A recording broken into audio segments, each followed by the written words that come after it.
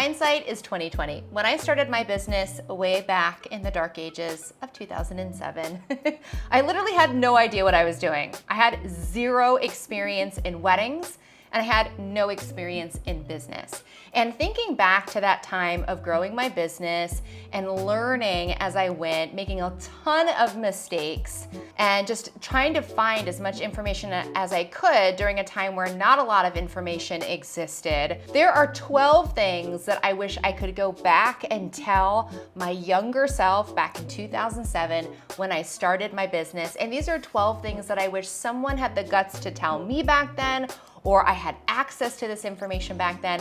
And I figured if you're starting your wedding planning business, you're likely wondering, what should I know going into this? And what would a seasoned pro looking back at their career tell their younger self? So in this video, I'm gonna share with you 12 things I wish someone told me when I was starting my wedding planning business. Hey, if you're new around here, I'm Candice Coppola. I'm your new business BFF. And I'm a former wedding planner and designer turned business coach for wedding pros and planners. And on my channel, we talk about all things wedding planning, how to start your wedding planning business, how to get things going for your business, how to grow your wedding planning business. So whether you're just getting started or you've been in business for a while, if this kind of content is something you've been looking for, do me a favor, hit the subscribe button and turn on that notification bell. I upload videos every Thursday. So let's talk about the 12 things I would have told my former self when I was just starting my wedding planning business way back in the day of 2007. Listen, when I got started in the industry, there was barely any information about how to be a wedding planner. I remember when I started my business, I scoured what was Al Gore's internet, which was not as big and robust as it is today. We didn't have Instagram. I don't even know if we had YouTube. Like literally, I don't even know what Al Gore's internet was made up of. I feel like MySpace and Amazon was basically Al Gore's internet back in 2007. I scoured his internet trying to find information on how to start my business, how to launch my business, how to grow my business. And really all I came up with were business related books, some classics like The E-Myth, which is a great book. If you've never read that book, you should. And Blue Ocean Strategy, another classic business book. But there was nothing about how to start and grow a wedding planning business. So I had to figure it out on my own. And in that first year or two of starting my business, and even as my business graduated into a multi-country, multi-six-figure business, there are some big lessons I learned, and there's 12 things I wish somebody would have told me when I started my business. I would love to know as I go through these lessons, which one resonates the most with you, and if there's something you wish somebody told you when you started your wedding planning business. So let's start off with lesson number 1.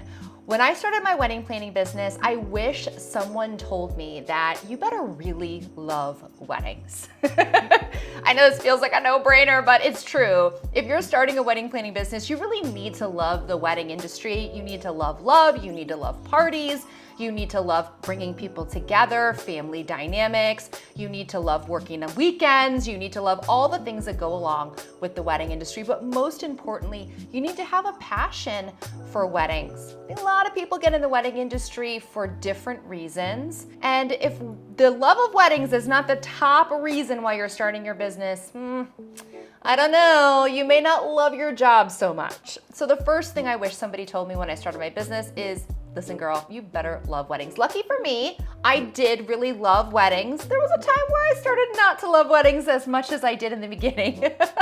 But when I started my business, I really did love weddings, and I love the possibility that weddings really brought people, and the start of marriage and this big party and the possibilities in it all. I just loved it. The second thing I wish somebody told me when I started my wedding planning business was to also build a personal brand at the same time. I see a lot of folks getting stuck here, and I want to tell you that building a personal brand for yourself will carry you through any career changes that you have in the future. Now, I started a wedding planning business, I grew it, I eventually sold it, and it was because of my personal brand that I had built midway through and onward that I was able to make such a great and easy and fluid transition and pivot into coaching.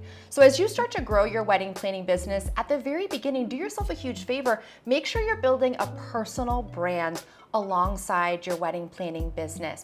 Make sure people know who the face of the business is, the person behind the business. It's your thoughts, your ideas, your design ideas, everything in the business is something you created. And that personal brand, it's going to be something that you can use and leverage throughout your career. And you will have career changes. You will. That's another lesson that we'll get to in a second, but you will have career changes. So make sure that as you're starting and growing your wedding planning business, that you're also building a personal brand on the side. The third thing I wish somebody told me when I started my wedding planning business is not to underestimate the power of networking. The wedding industry is relationship driven, and so much of the referrals and the work that gets passed around is passed around because of relationships.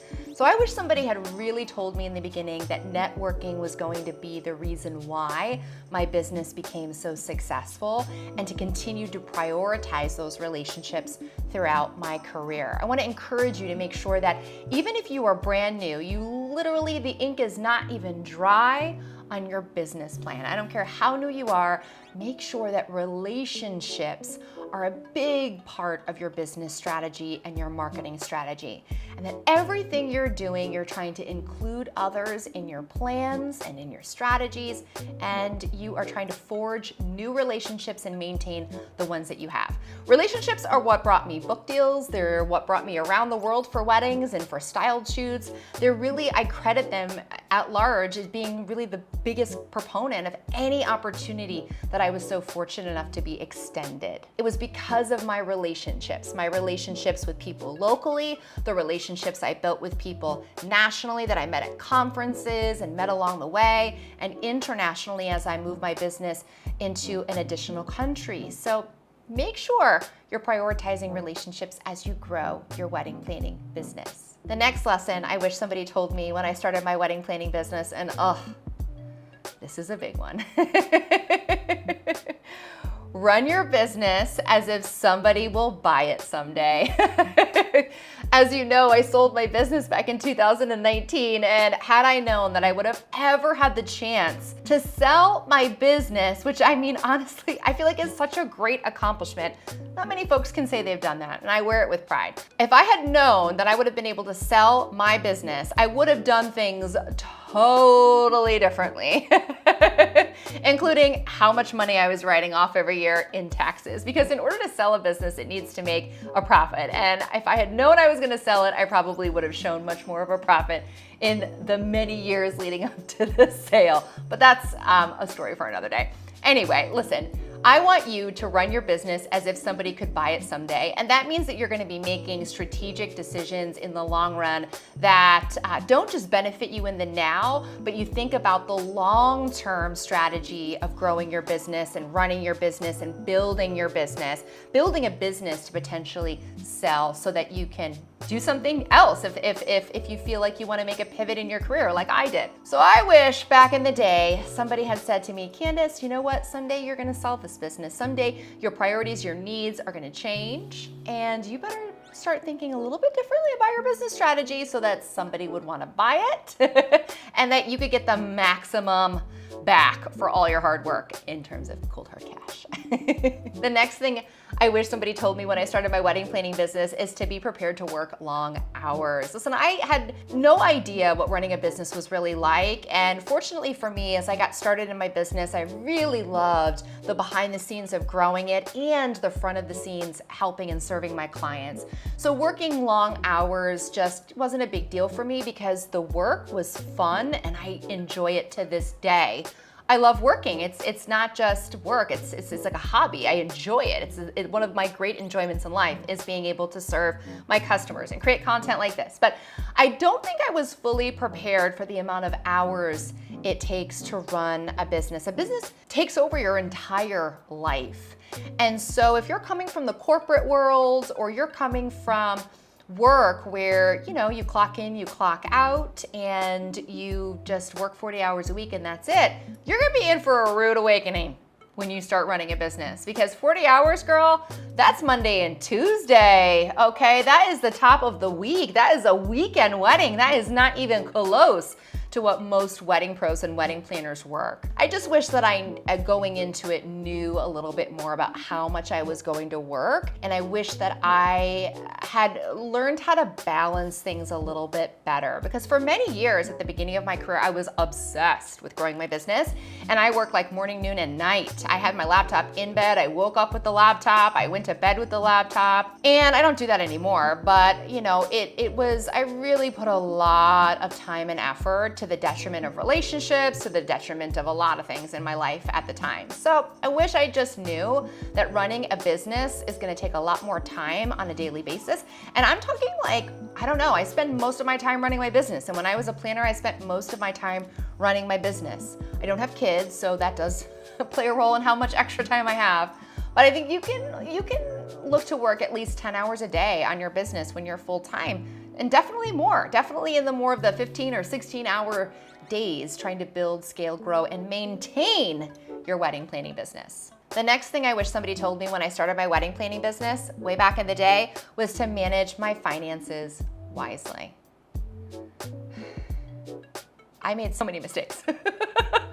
Literally, I made, think of a money mistake. I made it. I made so many mistakes. And I paused and I sighed because going back to that time where I was making a ton of mistakes, I didn't have money to pay my team. I had to take a loan out from my Grandma Vera to pay people. Thank you, Grandma Vera, for believing in me. I did pay her back, but boy, that was a really critical moment in my career. I had grown this business. It was absolutely amazing. I was getting featured in magazines. I had just landed a book deal, and I was broke, like capital B, broke. I had no money. I had spent it all. I had spent it all on trips. I had spent it all on bags. I had spent it all on growing a team. I had spent all the money until I didn't have any more money, and I still had all these bills. I had an office. I mean, I had spent so much money on my business. And looking back, I wish that I had given myself the opportunity to learn more about business finances, to learn more about how to manage my own money. I mean, I had zero clue. I know how to balance a checkbook. Those are some fundamentals that I was blessed to know how to do. But beyond that, I didn't know anything about cash flow. I didn't know anything about sales. I didn't know anything about projections. I didn't even keep track in my books consistently. I was making a ton of mistakes, and I used the excuses of being busy and, not having time, being stressed, I'll do it later, for so long. I could do a whole video on this, and maybe I should. But looking back, I wish somebody had just taught me the fundamentals of finances, and that I also just sought out that information and didn't allow my intimidation of numbers and money ruin for me my finances. I was just intimidated. I didn't know it, so I avoided it. If you feel like you're heading down a similar path, here I am to tell you that numbers are not hard, they're not scary, it's very easy, and you can use the likes of YouTube to teach you how to manage your business finances better, and it's worth your time. You don't ever want to be asking Grandma Vera for a loan. You don't. And she was not happy. Let me tell you something. Grandma Vera was like, listen, bitch, I'm gonna give you this money, but I don't like it. I'm looking at her right here. I have her photo on my desk. This is Grandma Vera. In the Bahamas, I think. I think she was in her 30s. She looks amazing. Love Grandma. So shout out to Grandma Vera for supporting me at that time, but you don't wanna have to ask your family for a loan, and you don't wanna be in business debt. So make sure that you learn how to manage your finances wisely and that you're not overspending money that you don't have. The next thing I wish somebody told me when I started my wedding planning business was not to prioritize my own self-care. As I mentioned earlier in this video, I was just so ingratiated in growing my business, and I was working morning, noon, and night. And I really didn't make any time to slow down and care for myself and separate me from my work. I wish somebody tapped me on the shoulder and said, hey, listen, you don't need to be working so hard. And even while you're working hard, you need to balance some of this time with a little bit of self-care. And self-care looks different for everybody. I'm not talking about just going to get your nails done or get a massage, although that's perfectly fine. I also think just having better habits and routines and being able to maybe find a space to talk about my work in a way where I can release some of the stress and the tension, being able to enjoy little things in life without always tying it to my career. Being able to enjoy lunch but not make it a networking lunch. So I wish that somebody had just said, listen, as this gets going, you're gonna get really busy and you're gonna become obsessed with growing your business, but don't lose sight of your own health, both mental, spiritual, emotional health, and well-being as you grow your business. Now, I have a great podcast episode. I brought on my friend Candice to my podcast, and we talked about self-care during your busy wedding season. Candice is a self-care expert, and this interview was fantastic. She gave us so many tangible tips on how we can incorporate self-care in our everyday. So I'm gonna link to that below. I'd love for you to go and listen from a self-care expert on how you can better care for yourself as you grow your business. The next thing I wish somebody told me when I started my business as a wedding planner was to be a guardian of my calendar and actually guard your calendar with your life. As a wedding pro, your calendar can quickly not become your own. You have clients who are booking out their weddings years in advance. And over time, it can become really overwhelming and stressful to look at a calendar and feel like you don't have any margin. So when I was starting my business, I didn't realize this, and I just allowed people to book appointments, and I just took any wedding that came, no matter how far out it was. And in the beginning, it was fine because I didn't have a lot on the calendar, but as the months and the years rolled by and my calendar became so packed, I began to feel suffocated by giving so much time away. And it's really hard to get that time back, to pull things back and make changes when you've just opened yourself up to people and allowed them to take any spot on your calendar. Another thing too, because we're so far in advance, it makes it really hard to be spontaneous. Maybe you and your spouse want to go to Greece for a vacation and you're looking through your calendar and there just literally is no time to do it because you don't have a weekend free. And the weekends you have free, you need to get caught up. So thinking through your calendar in advance, blocking off time for yourself and for family vacations or for graduations, saying no to 4th of July wedding, you can spend it in someone's backyard, drinking and eating food, whatever, it doesn't matter, but being a guardian of your calendar, I think is so important. If you can learn this lesson in the beginning, you may never have that suffocating feeling where you look at your calendar and you just want to burst into tears because there's no space for you to do anything. The next thing I wish somebody told me when I started my wedding planning business was that some of the best opportunities don't pay in cash. I'm all about you being paid a fair wage for your labor, but sometimes opportunities come knocking and they don't pay in cash, but they pay in the opportunity, which snowballs and brings you in more business. Never lose sight of this. I'm here on YouTube and I'm here on social media telling you that you need to be paid for your labor, that you need to charge a fair amount of money, and helping you come up with pricing and all that in your business. But there are some things that you will never be paid for, but they will bring to you so much opportunity that it's worth you investing your time and your creativity in those things. And when I look back at my career, I think about especially styled shoots. I've done so many of them, mostly with a core team, but I've also done them with people outside that core team. And if I had said no to being invited to do a styled shoot, the very first one I was invited to do, I don't think I would be sitting here talking to you right now. I really don't. It was those relationships I had built, and it was me being willing to say yes to opportunities that felt aligned with my business and having the courage to say yes that brought me to this point. So recognize that you may be given an opportunity and it may not pay you and you may not get any money for it, but that doesn't mean that it's not gonna pay you back tenfold. The next thing I wish somebody told me when I started my wedding planning business is that no is a full sentence. No, period, is a full sentence. Now, while I want you to say yes to opportunities, there are gonna be things that come along, or requests, or things that your client asks you to do where it's just not possible. And I was a yes person for a long time in my business, with my team, with my clients, with vendors around me. And I said yes to a lot of things that weren't aligned with where I wanted to go in my business, what I wanted to do. And I also said yes to client requests. I bent, I twisted, I accommodated, maybe more than I probably should have. And when I started to learn that you actually can say no to requests, I learned that I didn't have to say no and provide some long-winded explanation as to why. I could simply just say no and allow the weight of my no to be the answer. I didn't need to explain myself. I didn't need to tell people why this was a bad idea or why it wasn't aligned for me.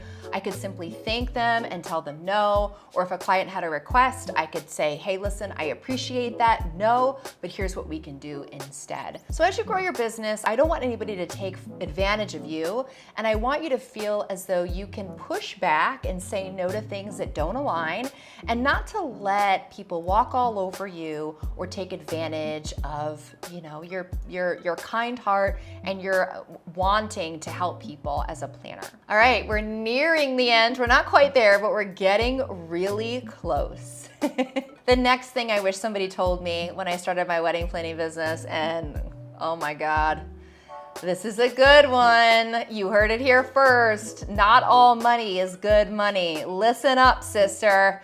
Not every dollar somebody waves in your face is meant for you, and it just because it's green doesn't mean it's good. Not all money is good money. Not every job that comes knocking in your inbox or on your doorstep is a job you should take. And this is such a tough lesson. Sometimes you have to go out there and you have to learn it on your own by being booked by the worst client in the world who is gonna drive you crazy, drive you to tears, drive you to drink, drive you to the ends of the earth before you will learn this lesson that not all money is good money. Take my foolish advice, and if there are red flags, if you see things in front of you that don't feel aligned with the way you do business, your personality, the approach you have to planning weddings, no is a full sentence. You can say no and realize that turning away that money, it's not a bad thing. It's not meant for you. Not all money is good money. Okay, the final thing I wish somebody told me when I started my wedding planning business way back in the day was that you're allowed to change your career. Now, I could have never imagined when I began my business that I would be sitting here having this conversation with you today, right now, in this moment. I thought that I was going to be a wedding planner forever, and God bless me. If circumstances hadn't really changed in my life, maybe I would have. But I didn't know that my career was gonna change. I was all in on this career, and I wasn't open to the possibilities of how it could evolve over the years. And so much so that even in 2013 and 14 and 15 and 16 and 17, when I was feeling not as much in love with my work as I had been in the past, when I was having those feelings, I was resisting them because I didn't believe that there was any space for me outside of the work that I was doing. And I want to tell you, now that I'm on the opposite side of that I've pivoted, and I may pivot again in the future. I don't know what the future holds, and I know that lesson now. But on the opposite side of this, I just want to share with you that sometimes we're not meant to do one thing our entire lives. Sometimes we are, and that's great. Both are completely fine. But be open that the start of this business and the growth of this business and the building of this business may be just one chapter in your career journey, in your entrepreneurial journey throughout your life. And it could be the stepping stone that brings you your next great career, your next great advice, and who knows, you could someday be sitting in this chair with these lights and this camera giving the next generation of wedding planners advice. So take it from me, this isn't gonna be the last career you ever have, and that doesn't mean that you shouldn't put your all into it and love it, but there may come a time where you feel the calling to do something different. Listen to your intuition and give yourself the permission to explore new careers. Okay, friend, those are the lessons. I'd love to hear which one resonated with you the most down in the comment box below. I'd also love to know what's something you wish somebody told you when you started your business. I can't wait to read. I'm sure they're gonna be really funny. And feel free to be funny in the comments below. Share some funny lessons, some heartfelt lessons, but I'd love to hear from you on what lessons you wish somebody told you when you started your wedding planning business. Thanks so much for watching today's video. I'm gonna link another video up here that I think you should watch next, and I'll see you in the next video.